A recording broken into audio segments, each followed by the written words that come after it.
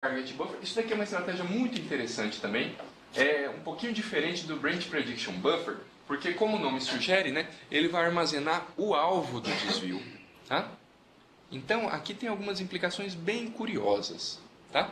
Então, veja bem, o grande problema do desvio é quando ele de fato desvia, porque quando ele não desvia, o comportamento da busca é semelhante a qualquer outra instrução. Quando eu pego qualquer instrução, né, que não seja um desvio, né, o PC já sabe que ele tem que somar PC mais 4. Não é isso? Para uma instrução de desvio que não desvia, é isso que ela vai fazer também. Concorda? Então, a grande problemática é quando ele tem que desviar. Né, porque tem um cálculo do endereço, né, isso e tudo mais. Bem, então, para isso, né, existe essa outra estratégia chamada Branch Target Buffer. Então, ele armazena o endereço, não é a instrução, né? O endereço alvo do desvio. Tá? E isso só tem utilidade para desvios que foram tomados ou que, né, podem ser tomados. Okay? Então, o que é o interessante aqui? Né? Eu cheguei a comentar sobre isso na aula passada com vocês. Primeiro porque a tabela, vocês vejam que ela se parece bastante com uma ideia de cache. Uma cache full associative. Né? Porque a partir do endereço do PC, eu faço uma consulta, né, um lookup, com todas as entradas aqui. Né? Então eu comparo o PC de uma determinada instrução com o conteúdo aqui dentro.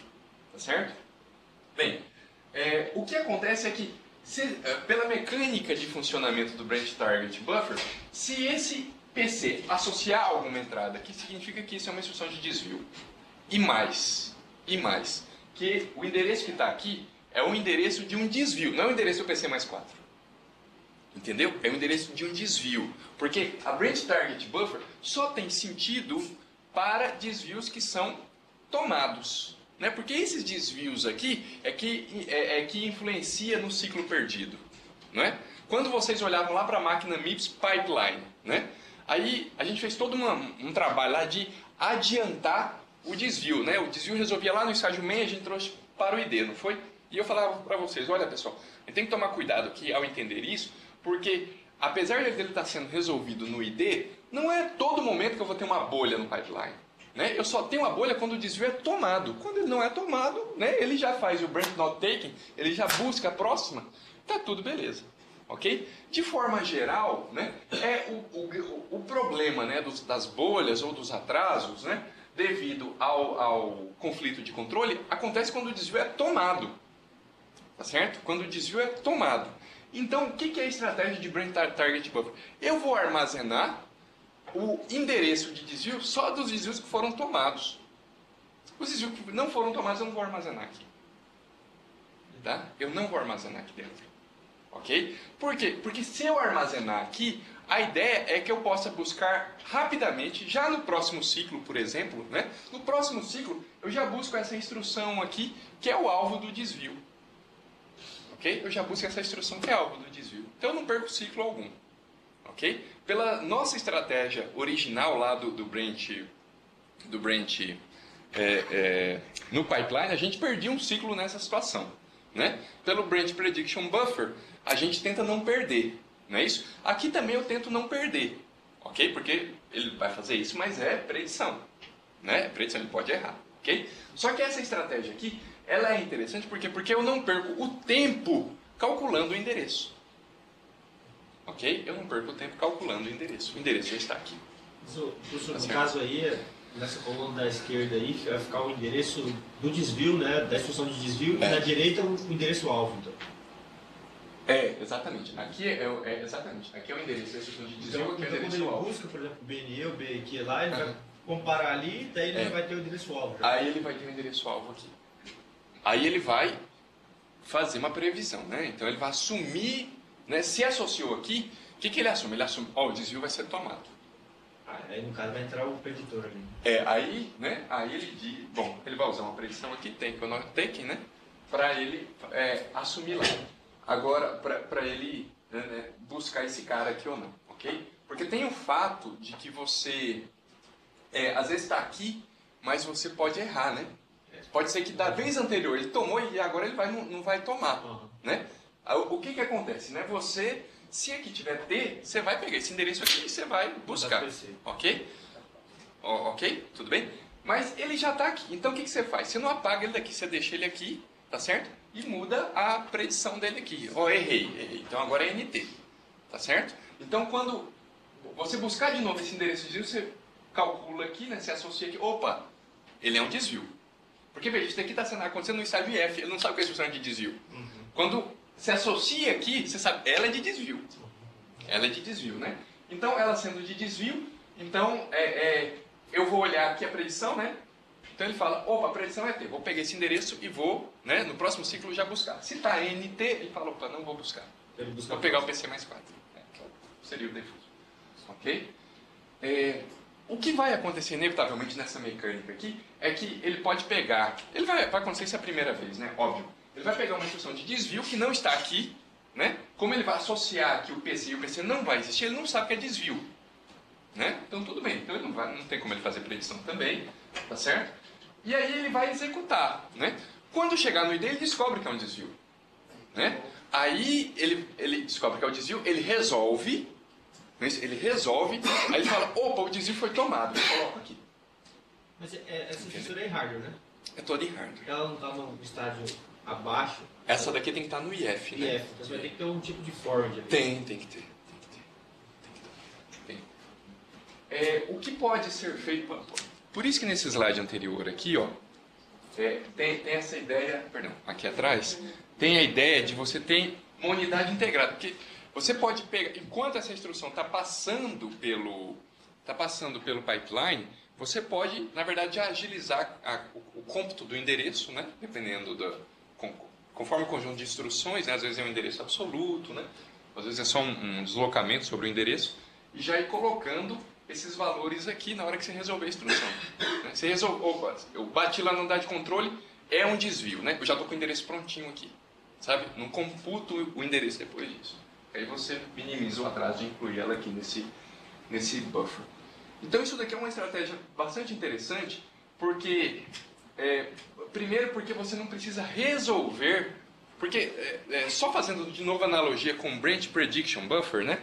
Então, primeiramente eu quero deixar bastante claro, né? Muito importante, que nós diferenciamos isso daqui, né?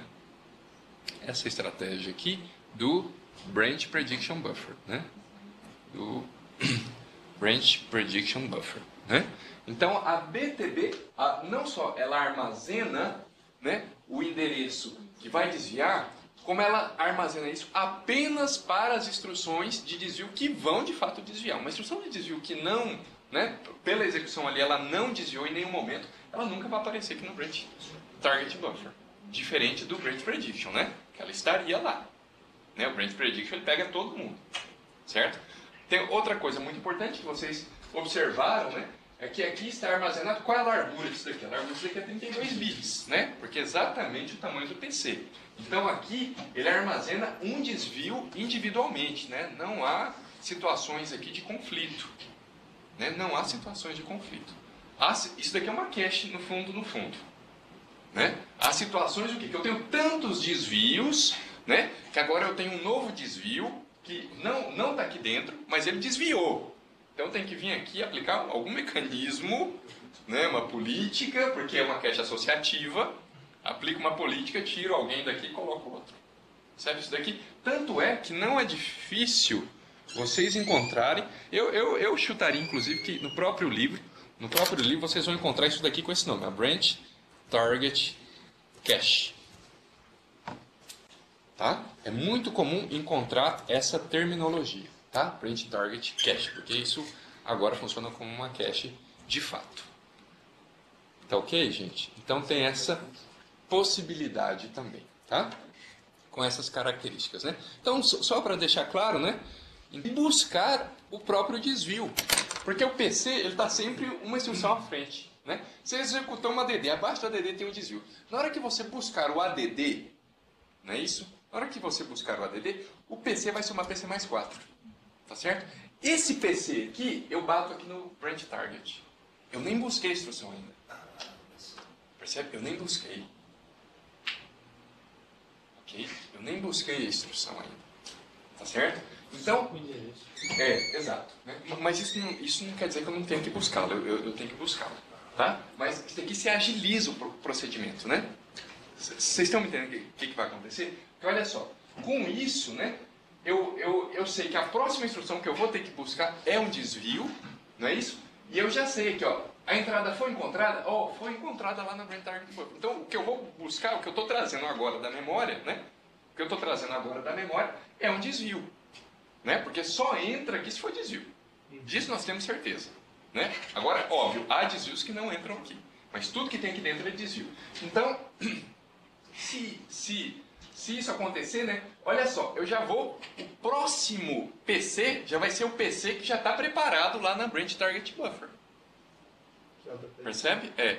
Mas o PC da instrução de desvio eu vou buscar ele, não vou anular ele não, tá?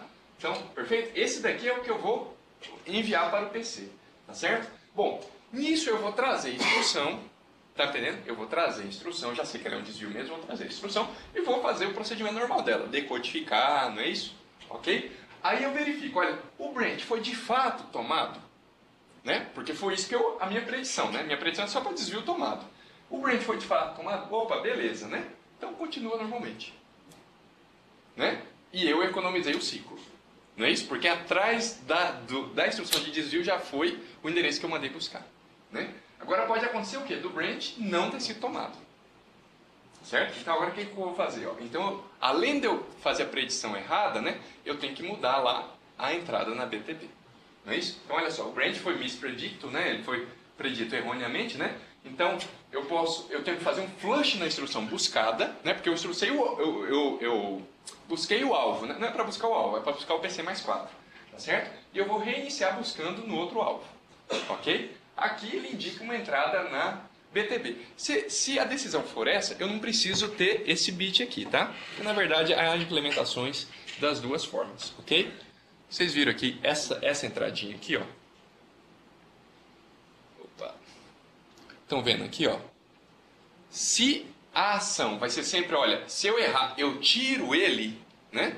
Então, eu não preciso dessa coluna aqui, arranco ela fora. Tá? Fico só com essas duas aqui. Ok? Agora, se eu... Olha, ele já está ali dentro mesmo, né? Eu vou só mudar o negocinho aqui, o bitzinho aqui. Para não tomar. Tá? Para não tomar. Mas mesmo se tiver a coluna ali, ele vai mandar o endereço pro PC, mesmo se tiver not take, não? Não. Aí não manda. Aí não manda, esse mais 4.